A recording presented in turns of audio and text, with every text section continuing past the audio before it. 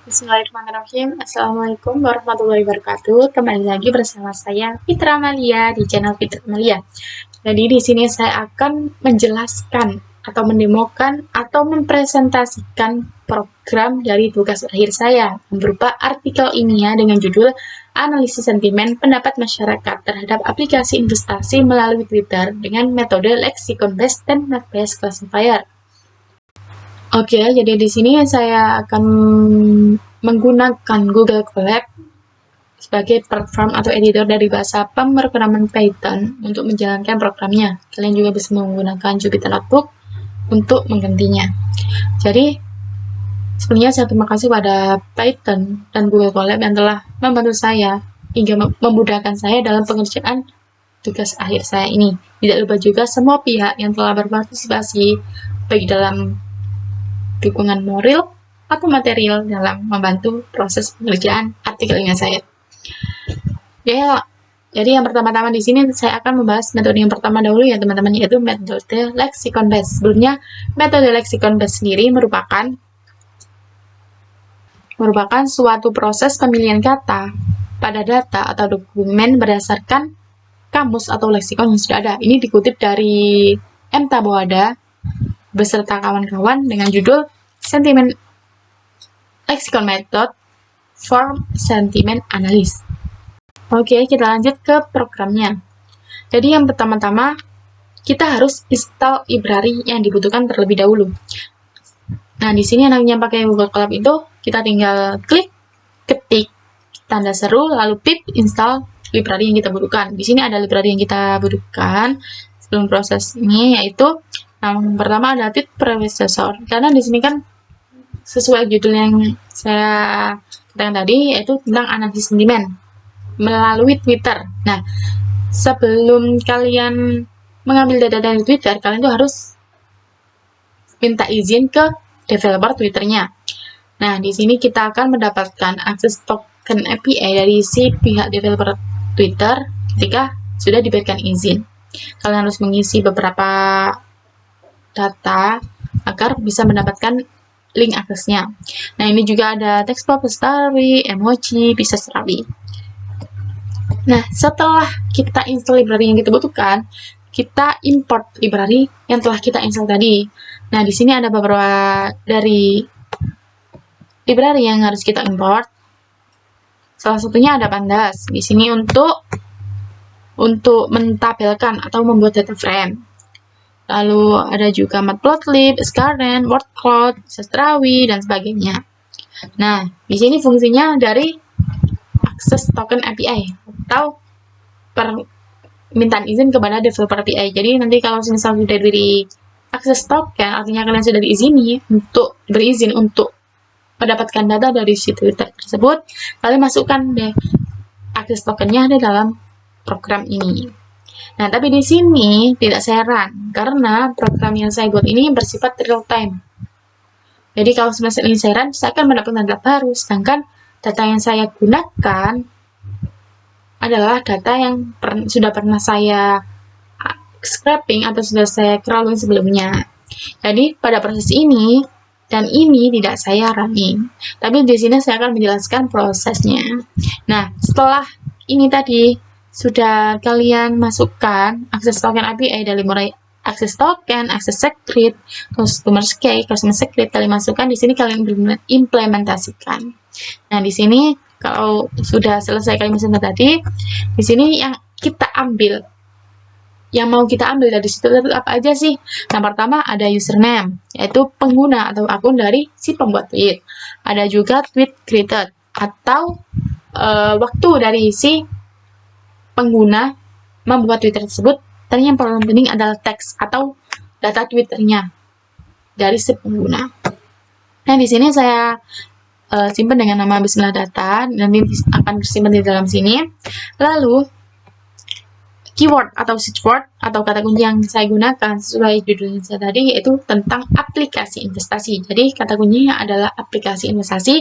Waktu yang saya ambil adalah mulai tanggal 18 Januari 2022 sampai today. Today di sini pada waktu saat saya mengambil atau crawling data Twitter ya teman-teman. Nah, dari crawling data ini saya saya mendapatkan data sekitar 698 data tweet. Itu data kotornya sebelum melalui proses-proses selanjutnya ya teman-teman. Nah, ini nanti ada tulisannya, ada berapa data. Pada waktu itu saya mendapatkan 698 data seperti itu. Nah, ini kita lihat data yang sudah kita tampilkan, yang sudah kita scraping atau crawling. Nah, di sini datanya nanti akan seperti ini. Nah, ini ada username, tweet, dan tweet. Ini nanti yang kita perlukan ya teman-teman. Nah, setelah data kotor itu, setelah data yang kita dapatkan kan data kotor, kita olah deh. Kita olah yaitu pada tahap pre-processing. Di tahap pre-processing ini juga memiliki banyak tahap lagi. Yang pertama ada cleaning. Cleaning di sini akan membersihkan data sebersih-bersihnya semaksimal mungkin, dari mulai penghapusan hashtag, mention, link, retweet, double tweet, dan sebagainya. Nah, ini saya akan jelaskan di sini ya teman-teman, soalnya ini ada beberapa tahapan.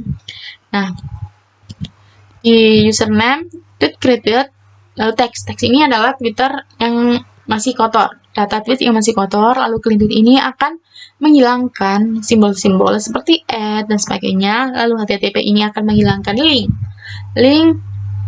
lalu hashtag ini akan menghilangkan hashtag, angka-angka yang kurang relevan atau yang tidak begitu dibutuhkan dalam proses ini.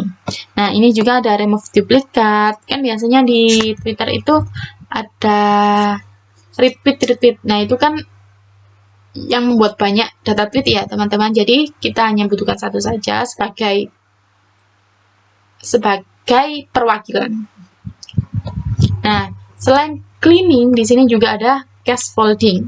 Selain scaffolding juga ada tokenizing, filtering, stemming. Nah, di sini scaffolding ini akan membuat huruf dari si tweet tadi menjadi ukuran kecil agar komputer lebih mudah dalam membaca data tersebut.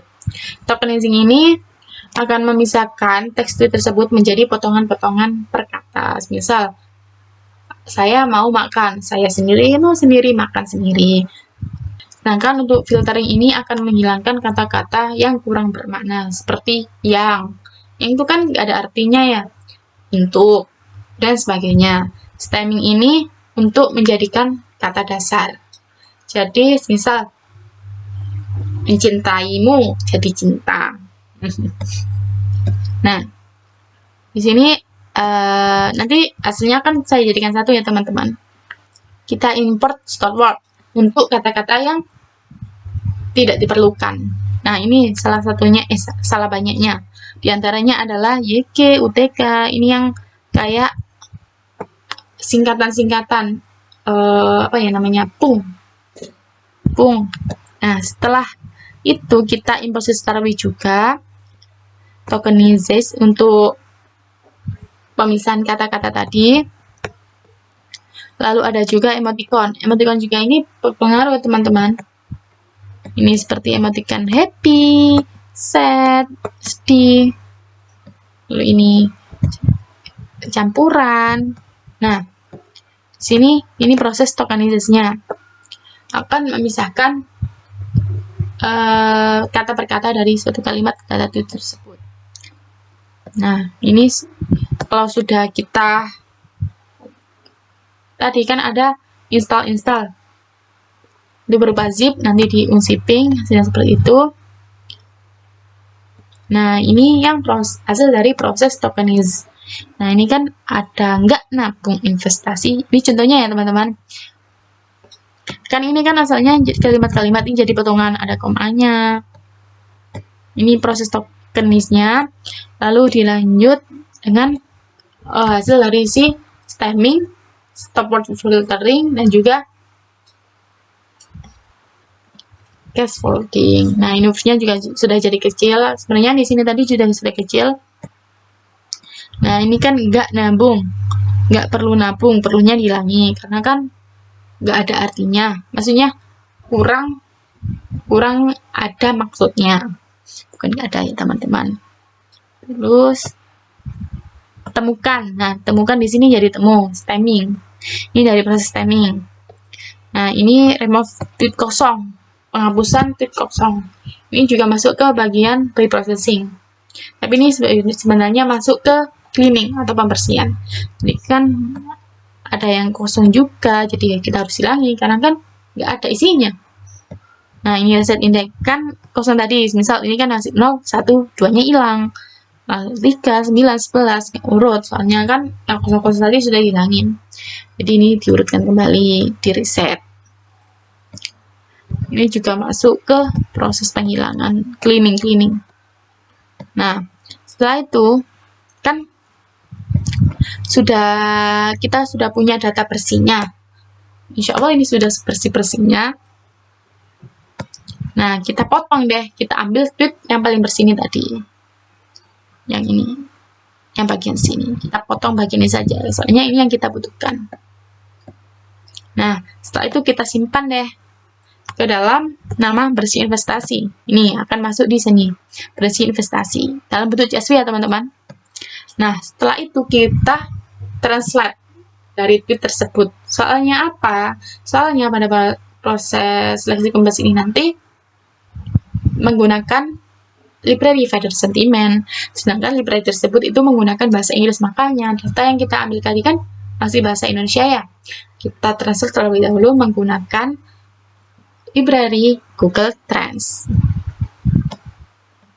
Nah, setelah itu kita import juga library setelah yang kita install, kita baca terlebih dahulu, kita lihat hasil dari si bersih investasi ini tadi. Nah, seperti ini ya teman-teman. Setelah itu kita proses translate. Ini translate satu-satu. Ini sebelum menjadi tabel ya teman-teman. Mungkin masih sulit membacanya. Kita langsung saja di sini. Nah, ini sudah dalam bentuk tabel. Ini adalah hasil translate dari si bersih investasi ini tadi. Nah, ini kan masih bahasa Indonesia. Nah, ini hasil dari bahasa Inggrisnya. Kalau sudah tertranslate, kita simpan lagi deh dalam nama translate-investasi.csv. Kita lihat lagi deh. Nah, kita lihat. Setelah itu, kita masuk ke proses leksikon base. Ini proses dari si pre-processing sudah selesai. Sekarang kita masuk ke proses klasifikasi menggunakan metode leksikon base. Seperti yang saya singgung tadi, di sini saya memakai library Finder Sentiment dalam mengklasifikasikan data tersebut. Jadi si Finder ini nantinya itu akan menghasilkan kelas sentimen baik berupa positif, netral, atau negatif dengan tambahan komponen score. Jadi nanti ini di sini akan dinilai dari menggunakan library Finder Sentiment ya teman-teman. Nanti kalau semisal, nih saya lanjutkan saja. Nah ini, nanti akan ada kompon skornya. Di dalam Finder Sentiment itu nanti akan ada nilainya dari setiap satu tweet. Satu tweet itu ada katanya sendiri-sendiri kan, makanya tadi tokennya sih dipisah-pisah. Nah ini hasil kompon skor yang dihasilkan dari si Finder Sentiment. Ada yang positif, ada yang negatif. Nah di sini positif itu gimana? Positif itu kalau nilainya di atas 0. Netral itu kalau 0, dan kalau negatif itu minus, yang minus di bawah 0. Nah ini kompon skor kalau lebih dari 0 itu masuk ke sentimen positif, kalau sama dengan 0 itu netral, kalau kurang dari 0 itu negatif. Nah ini kan tadi sudah kita ditemukan ya pakai Finder itu skor-skornya seperti ini. Kalau sudah, kita masukkan deh sentimennya positif, negatif, atau netral. Nah ini dari metode leksikon base. Setelah itu kita simpan, yaitu dengan nama hasil investasi. Kita masuk ke selanjutnya, yaitu visualisasi beserta akurasinya. Dan tadi kita sudah dapatkan hasilnya ya, namanya hasil investasi. Sudah kita dapatkan kompon skornya, kita dapat sentimennya, positif atau netral atau negatif. Setelah itu kita visualisasikan terlebih dahulu. Lebih banyak mana sih data tweet yang telah kita yang telah melalui crawling, pre-processing, hingga menghasilkan common score dan sentimen. Ternyata yang didapatkan adalah positif dengan nilai sebesar 66,23%, netral 18,54%, dan negatif 15,23%. Dari sini saja sudah kita simpulkan bahwa aplikasi investasi melalui Twitter pada waktu tersebut, pada waktu saya scrolling data Twitter itu, kebanyakan masyarakat itu setuju tentang aplikasi investasi atau dapat dipercaya. Nah, setelah itu kita buat wordcloud-nya teman-teman. Ini wordcloud ini untuk berapa sih kata yang sering muncul. Ini dari semua kata, all word. Ini yang dari sentimen positif. Nah, ini kan tadi bahasa Inggris ya teman-teman. Ada aplikasi investasi kan, memang yang kita cari itu aplikasi investasi ya teman-teman. Ada mutual, ada makmu, kripto masuk positif lah. Nah, ini yang netral, ada seed. Seed ini kan tadi bahasa Inggris. Ternyata seed itu artinya bibit, aplikasi bibit. Bisa dipercaya. Sebenarnya tergantung sih kalian nyamannya, percayanya yang mana. Ini juga, ini yang negatif. Kalau bisa ini lebih hati-hati lagi atau dihindari.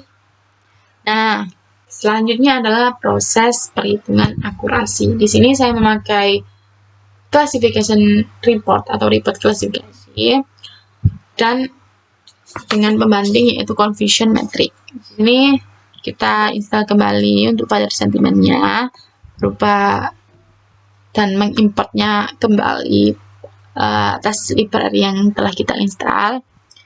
Ini juga install open PyXL. Nah, di sini kita masukkan data dari yang kita manualkan ya teman-teman. Jadi kan data yang telah kita peroleh tadi itu saya manualkan. Misal itu menurut saya positif. Jadi saya tulis positif, netral, negatif. Juga hasil dari sistem. Nah, di sini saya akan tunjukkan terlebih dahulu data klasifikasinya. Loading. Ini bisa. Nah, ini seperti ini. Tadi downside investment ini masuk klasifikasi positif. Ini masuk ke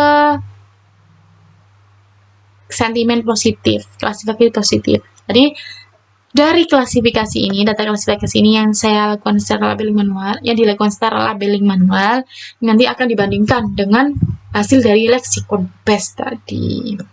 Nah, ini skornya dari analisis polarity score, skor polarity-nya tadi dari dataset tweet yang kita dapatkan tadi. Nah, ini tadi. Apa sih? Ya, ini tadi sentimen tweet ini.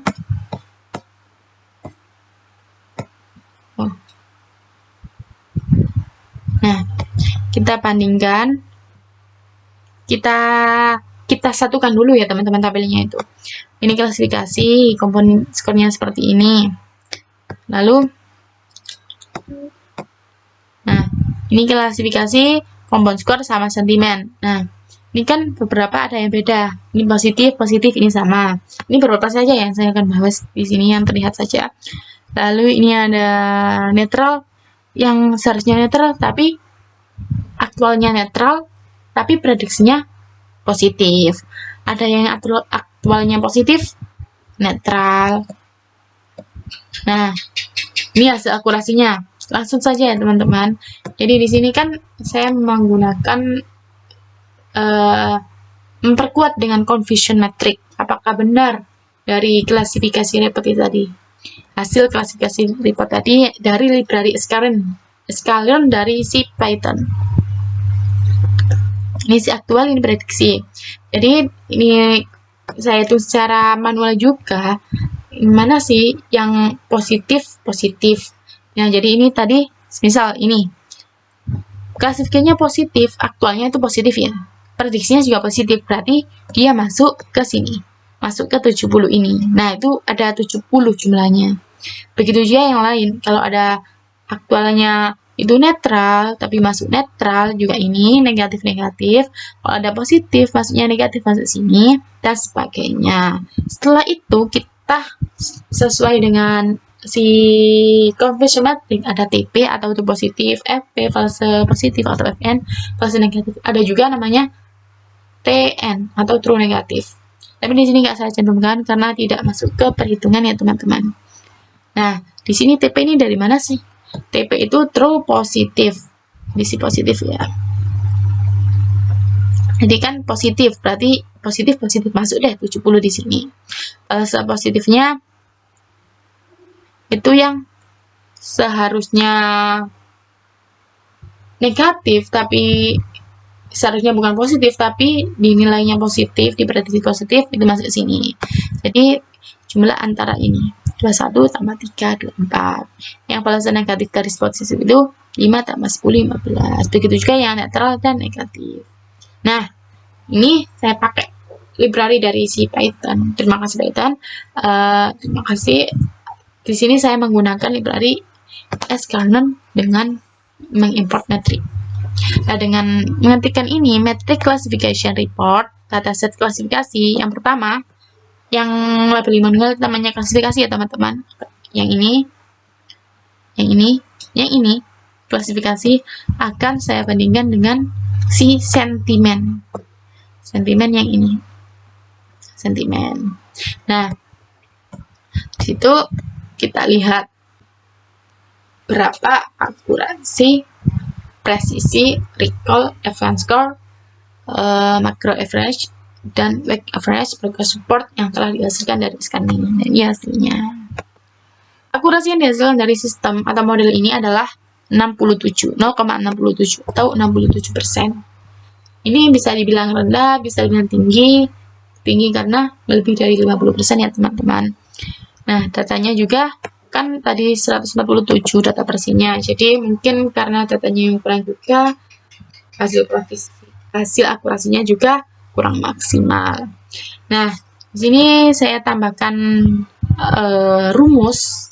Jadi kita coba apakah ini benar hasil yang telah dilakukan oleh si library sklearn ini dengan proses perhitungan seperti confusion matrix. Nah, kita coba satu saja. Coba presisi. TP-nya kita coba presisi dari si positif. TP dari si positif itu 70 dibagi 70 tambah FP-nya si positif. F-nya 24. 94. 70 dibagi 94 itu 70 dibagi 24 itu sekitar 0,74.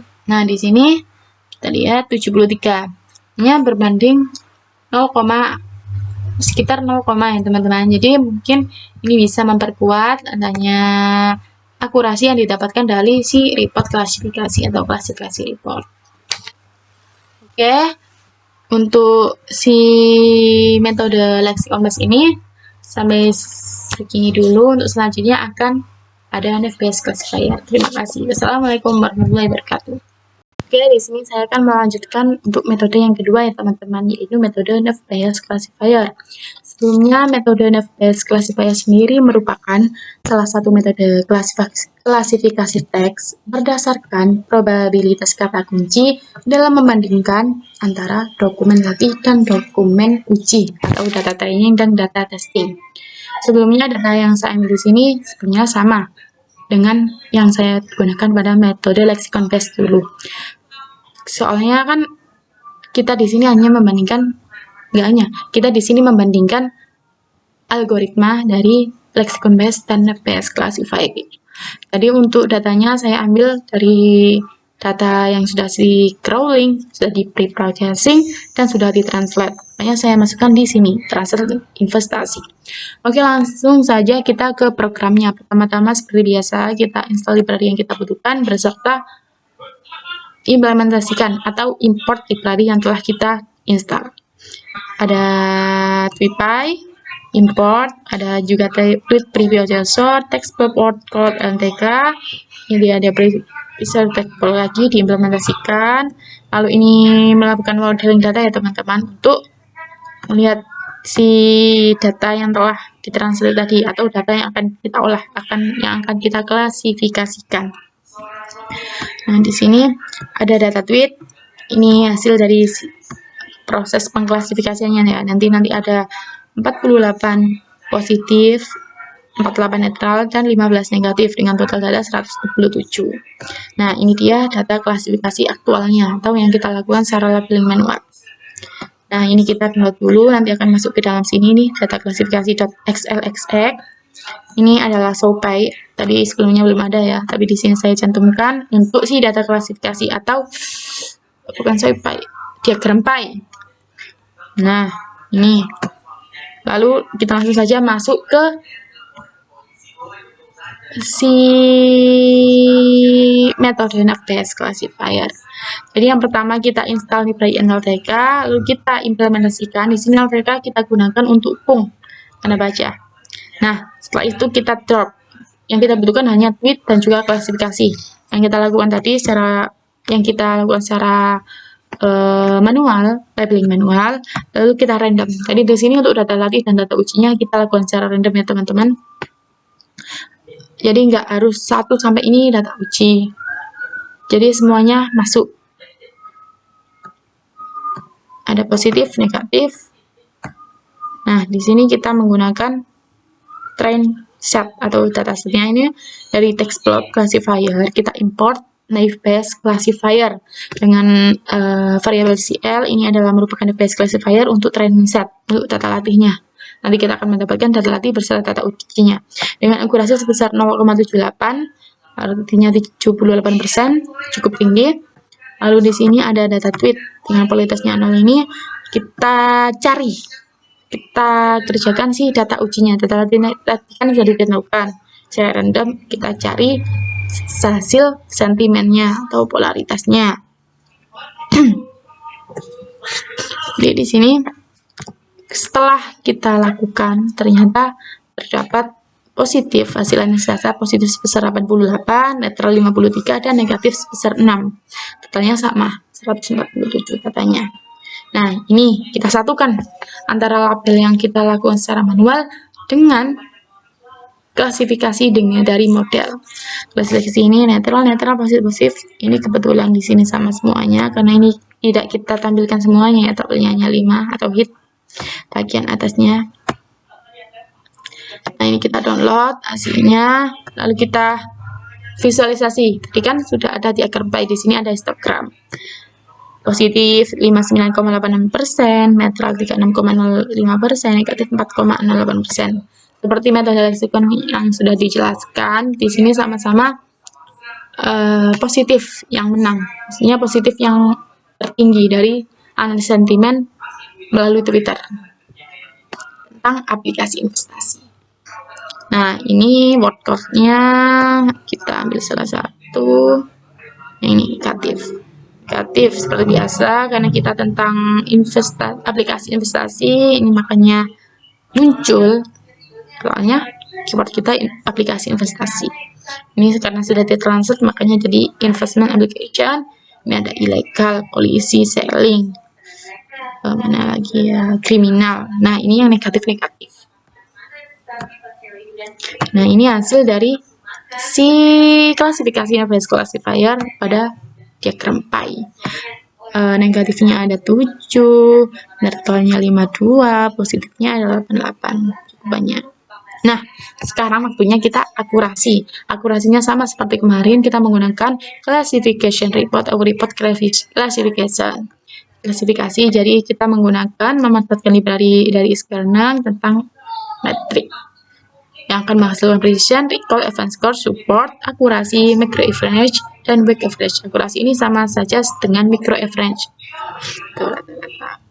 Nah, di sini kita mendapatkan akurasi 0,78% atau 78%, seperti yang sebelumnya ya, pengajian sebelumnya, tapi sebenarnya hanya menampilkan akurasi saja. Di sini semuanya report hasil dari klasifikasi.